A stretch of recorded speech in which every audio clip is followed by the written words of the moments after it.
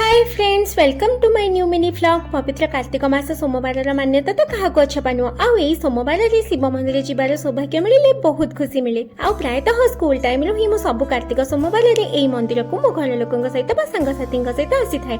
आज ठाकुर एत सुंदर दर्शन पाई मन को बहुत शांति मिलला। प्रभु निकट में समस्त मंगल कामना करी। मो दुई माई और मु मंदिर परिक्रमा करूँ। आते मो उपर होता माँ असीम कृपा। पार्वती माँ को मुंडिया मारी देखे तो गोटे मंदार फूल संगे खसी पड़ता।